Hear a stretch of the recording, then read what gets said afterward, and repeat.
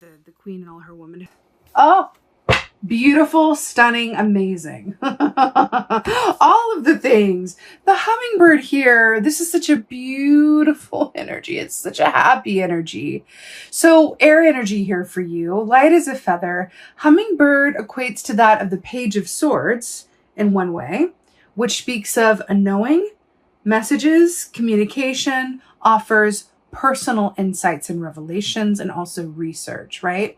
It's interesting because the way that I saw that house in the form of a hologram is it felt like that knowing, that inkling of an idea or that sense that even though it's not shown up in the 3D, like it's coming. It's really fascinating, right? Like you're aware of this. You could be having dreams about it. You could just have a deep knowing. It's coming into full formation. Now, again, please take the house, as literal or figuratively as you desired. We aren't necessarily talking about an actual house, but something, right? When we think about the symbol of a house, right? It's something that what gives you shelter. It can be a respite from the outside world. It's a haven. It's a place where you can be you. It's a place where family, your loved ones might live or visit you, right? So all of that, and it's also a direct reflection of you. It's unique to you, your soul, your spirit. When you invite people in, it's a very personal act, right? So this idea of a house, that's what this feels like is coming to you, something that really serves you and informs you on all of those levels. So it's really beautiful. It's also, a house has a lasting foundation that's around for a long time if it's built right. So I do feel like you've had some patience around this as well, for sure. Now, another aspect of the hummingbird, you see this rainbow here, kind of harkens back to the 10 of Cups in the Trogs in the traditional deck. There's, a family underneath a rainbow with a house in the foreground. Really interesting. Or background, actually. So another aspect of hummingbird is romance and sweetness and love, right?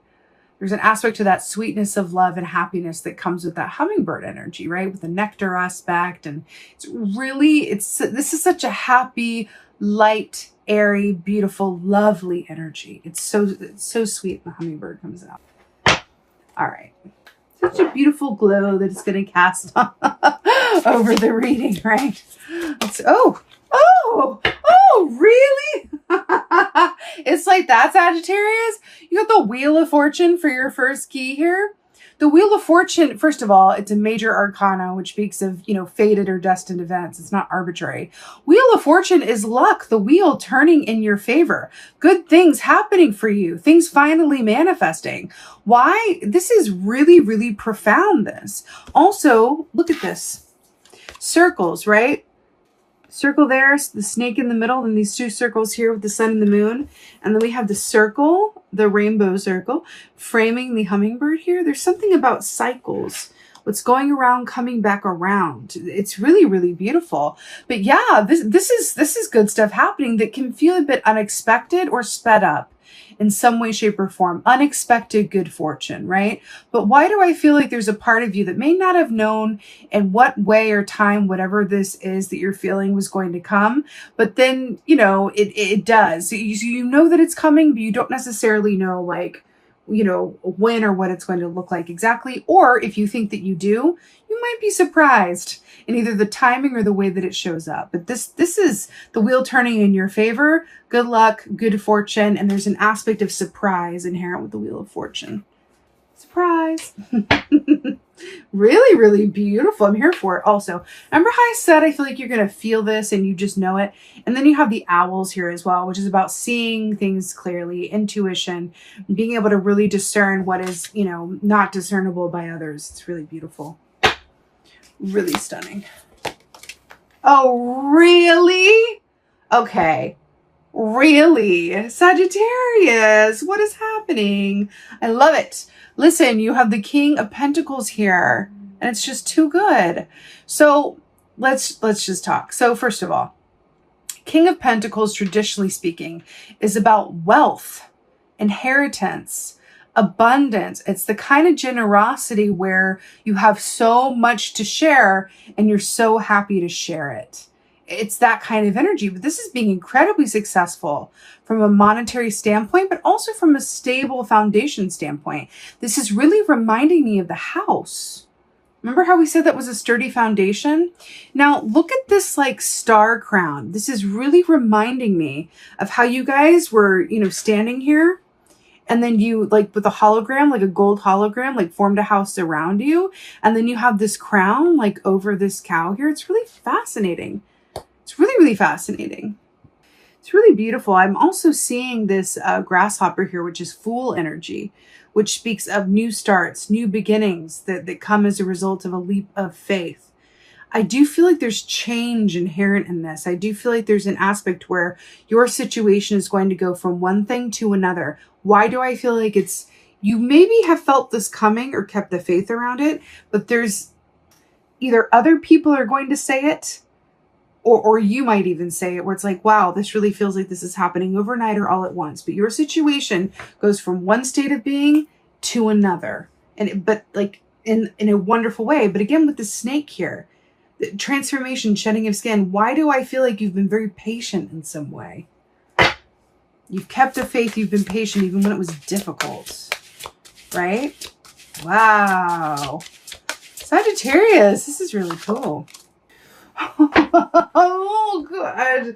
Sagittarius, you just showed up in your own reading, Temperance. This is you. Do you know the kind of good luck that comes like when you show up? Are you aware of that, by the way? If you're watching this, you likely watch other, you know, tarot readings, and you may have heard this before. It's so true.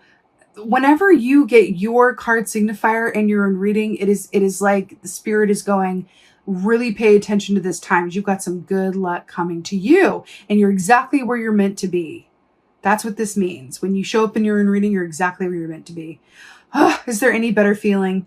Temperance, this is you. As we said, Sagittarius energy. This is about balance, patience, harmony, and divinity. It's so beautiful. But what I'm drawn to here is what, good Lord, Wheel of Fortune, King of Pentacles, and Temperance? Are you trying to overachieve? It's beautiful. But what I'm getting from this, again, with another moon here, is there's an aspect of this with the frog medicine that speaks of like a 10 of Wands energy of a needed detoxification, of allowing yourself to end, you know, a certain cycle or state of belief or a certain aspect of your situation so that you can go ahead and have your arms free for something new. You know, I'm seeing that image that I saw in the meditation of that character, Iggy. It's coming through. Okay, let's talk about it because it's coming up. So just briefly, the character of Iggy from Green Fried Tomatoes, Fried Green Tomatoes.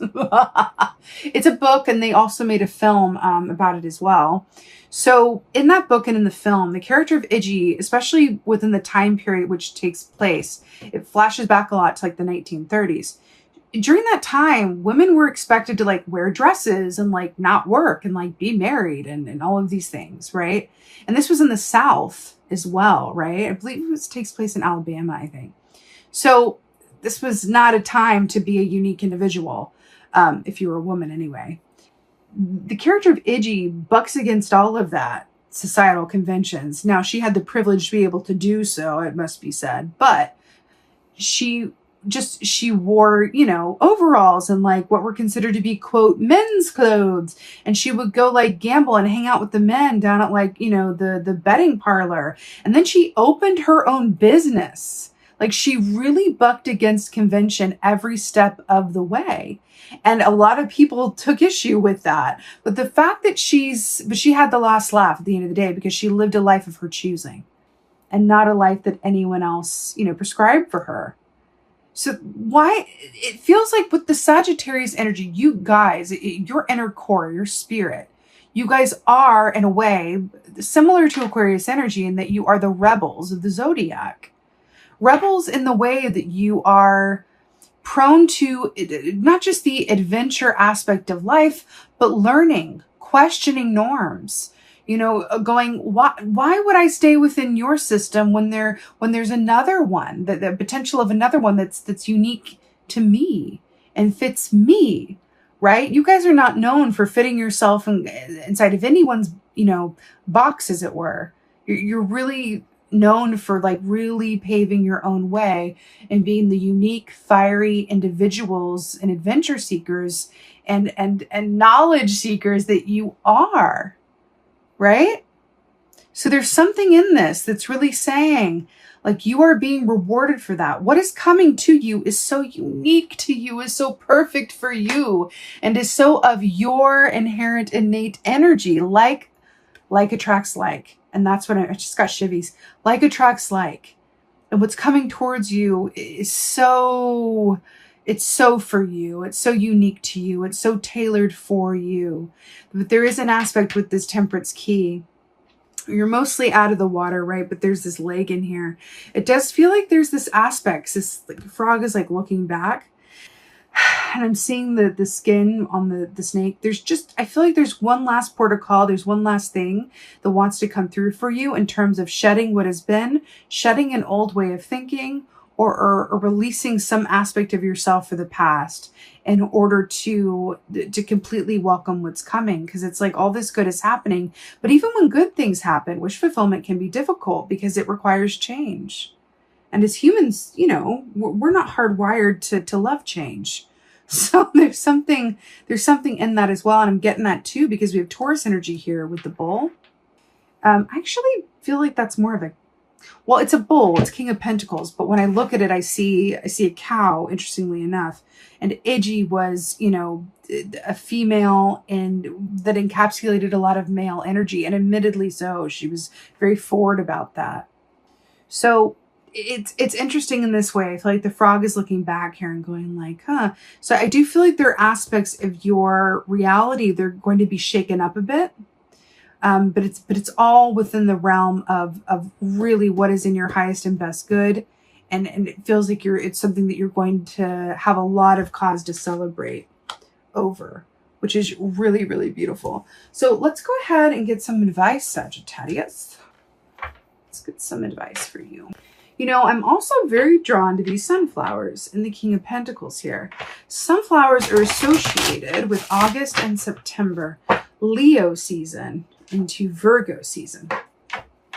I feel like there's something significant about that time period. By the way, if I didn't say it, I'll say it now. We're talking about the second half of July, but let me just be very clear. A lot of times with these readings, the reason why readers say like time is fluid and a timeless reading and all of that, we as human beings need to put time labels on things, and it makes sense. It gives us a sense of structure and order in an otherwise chaotic world. I completely understand that. But so often in these readings, I feel like I'm looking at a broader time frame.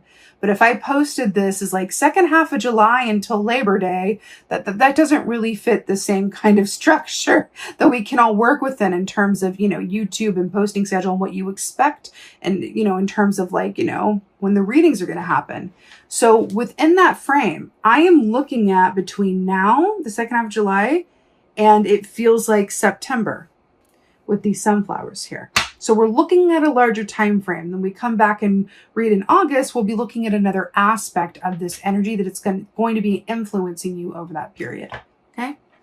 Feels important to say for some reason. I don't know why, but really important to clarify that. Okay, advice. Oh, really? Oh, God, I'm so obsessed. Okay, let's talk. So first of all, you've got the six of, I'll hold it in the upright for the visual, but it came out in the reverse and we're going to talk about that.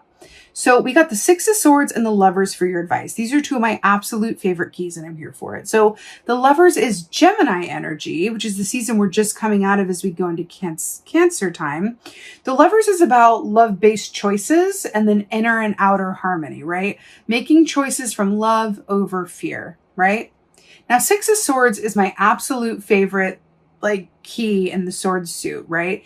It speaks of a complete mental relaxation, inner peace, but it also speaks of transitions from one point to another, sometimes over a body of water, moving from one place to another, or really going to a different place in some way, shape, or form.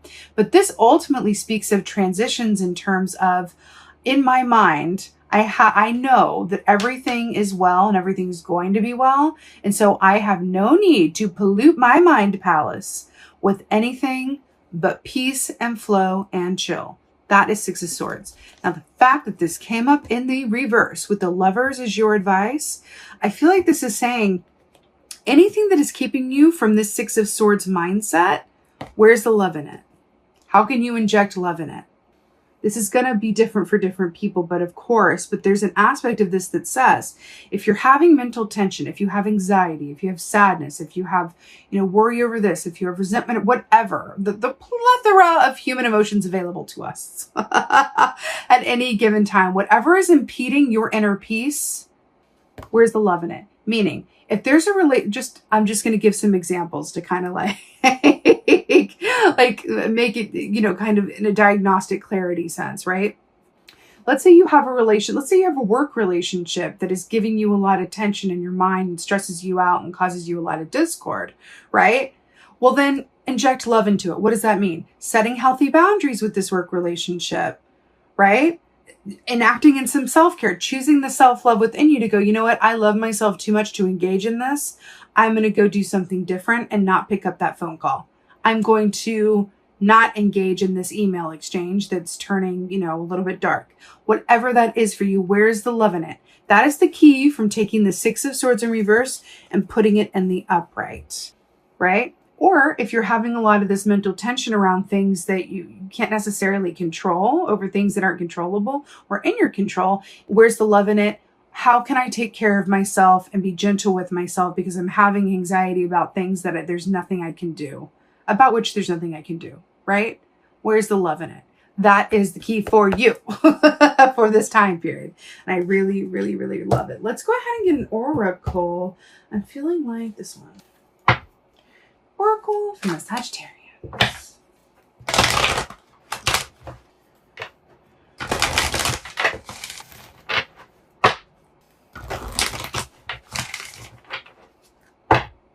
It's interesting because this Queen of Forces, that feels like the Lovers as well with the duality and the two aspects. Very interesting.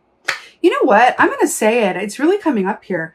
Go watch the Gemini reading because it feels like you got Gemini energy here. It feels related somehow. Gemini reading to supplement this one. Oracle. Yeah! I just got shimmies and I'm so here for it. The Fire Prince, hello and goodbye, fire signs. Optimism, aggression. I'm so here for it. This is perfect. So optimism, we talked about that. You're expecting good things. You know that they're coming. Aggression. I do feel like this really speaks. First of all, this is really reminding me of Iggy because Iggy in the Fried Green Tomatoes used to use a slingshot a lot. So there's something about that. Anyway, if you want to watch a movie or read a good book, I recommend just for something fun. Iggy is coming up in your energy for this time. So I do feel like the aggression part is hard. Would you come here, please? Is hearkening to this Lover's energy of this Queen off with their heads. Anything that is keeping you from a mental peace and quiet, injecting the love into it, that's the aggression aspect of this, right? It's really setting boundaries. It's doing what you need to do for you and really marching to the beat of your own drum as you go through all of this time where you're going to be manifesting and things are going to be becoming aligned for you in a 3D way after being in the 5D for some time. Right? That's just what it is. And I really love it for you, Sagittarius. I'm so here for it. The Fire Prince. Yes. What a better note to end on with the Queen of Wands and the Fire Prince. With that being said, I so hope that this helped and resonated. If so, please do let me know in the comments below. I love reading your comments. Please like, share, and subscribe. I would so appreciate that. And with that being said, and most of all, just thank you for being you and be well. Until next time.